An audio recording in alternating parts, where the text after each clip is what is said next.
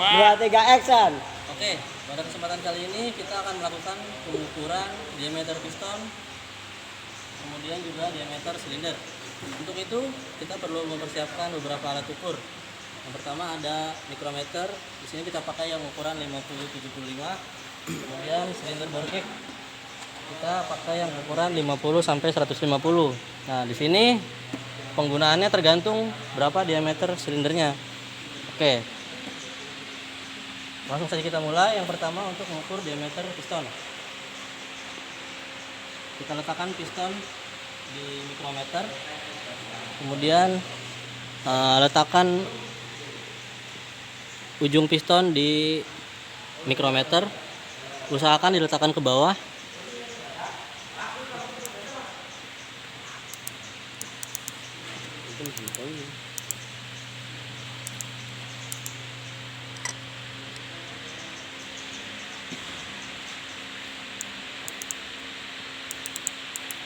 Ya, jika sudah kita kunci dan kita baca. Di sini hasil pengukuran adalah 75,48. Ya, jika sudah kita lepas.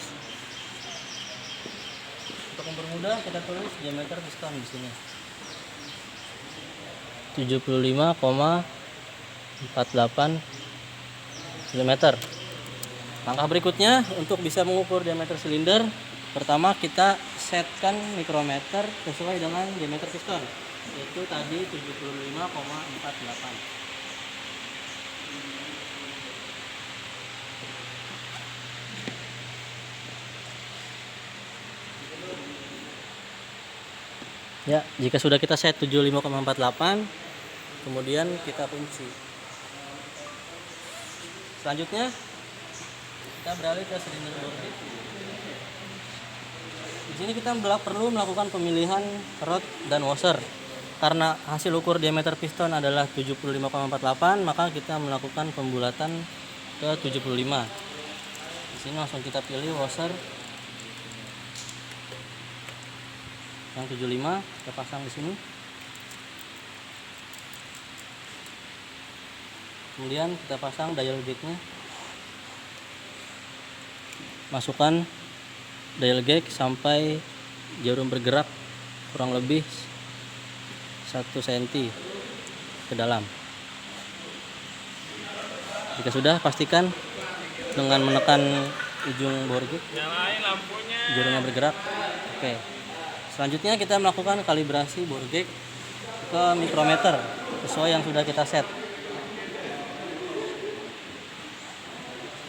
Letakkan kedua ujung bore gauge di tengah mikrometer sambil kita putar dialnya.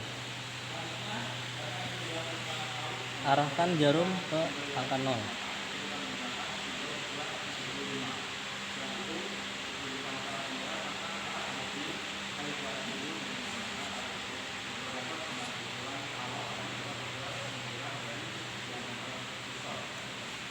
Ya.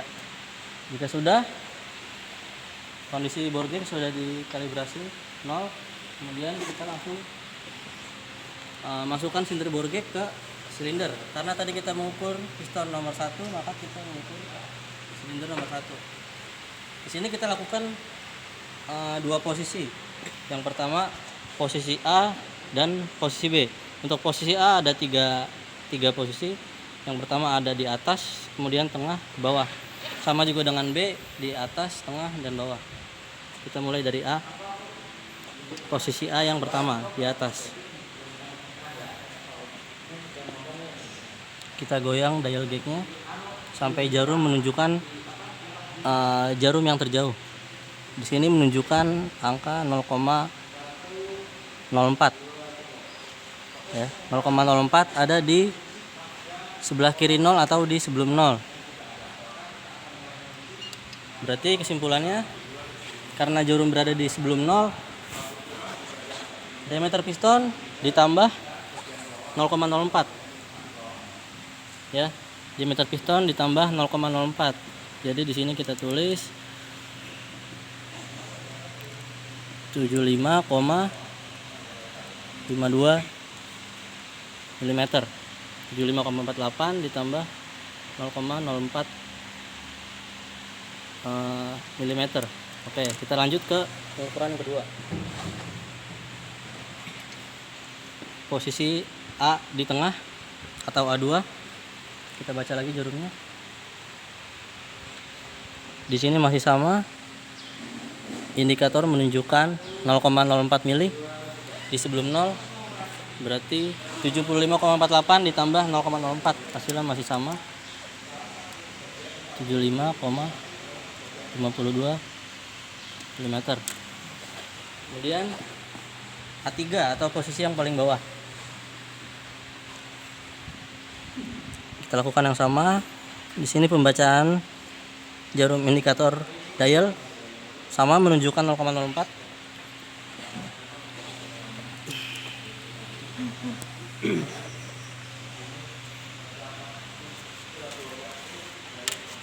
Oke, berikutnya posisi B, yaitu berlawanan dengan posisi tadi. Sama prosedurnya kita lakukan di posisi yang pertama di atas. Dan kita baca pembacaan jarum.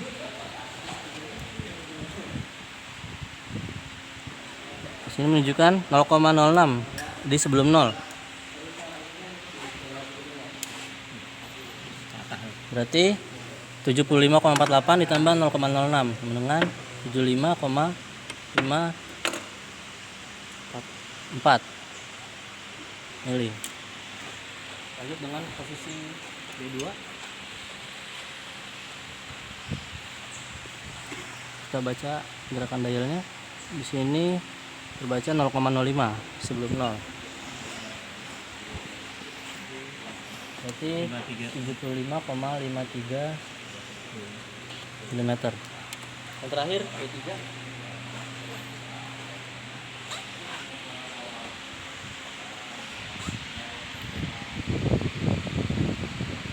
Sama ya, masih 0,05 mm.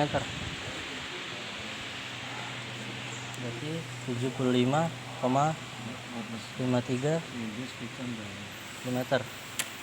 Oke, dengan begini kita sudah dapat hasil untuk diameter piston dan diameter silinder.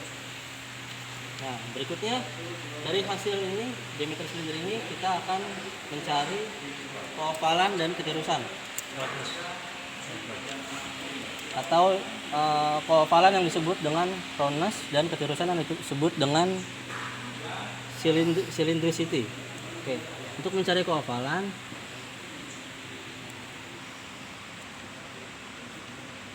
caranya adalah kita bandingkan antara posisi A dengan posisi B. Itu kita kurangi selisihnya berapa.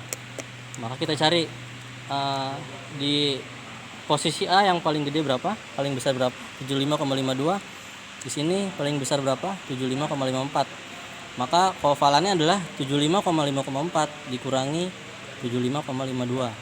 Maka didapat keovalannya 0,02 mm. Kemudian sama di berikutnya kita cari lagi di posisi 2 dan posisi 3. Namun di sini di posisi 2 selisihnya 0,01 dan posisi 3 juga 0,01. Maka kita ambil di sini yang paling terbesar, yaitu 0,02 mili. Kemudian berikutnya ada ketirusan.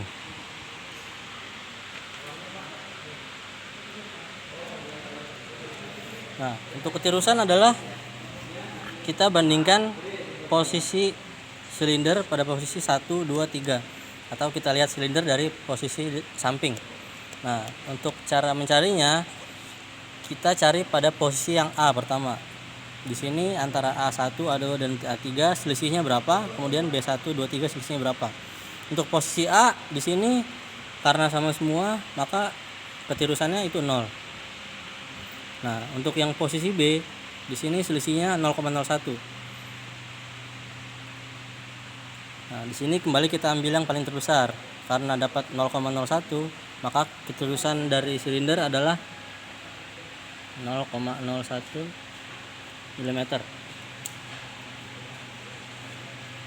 Oke, di sini keovalan dan ketirusan sudah dapat.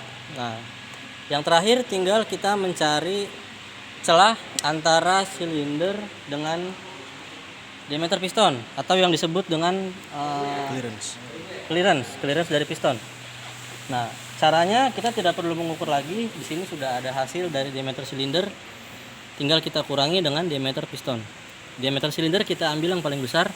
Di sini ada 75,54 ya. Jadi clearance sama dengan 75,54 dikurangi diameter piston yaitu 75,48.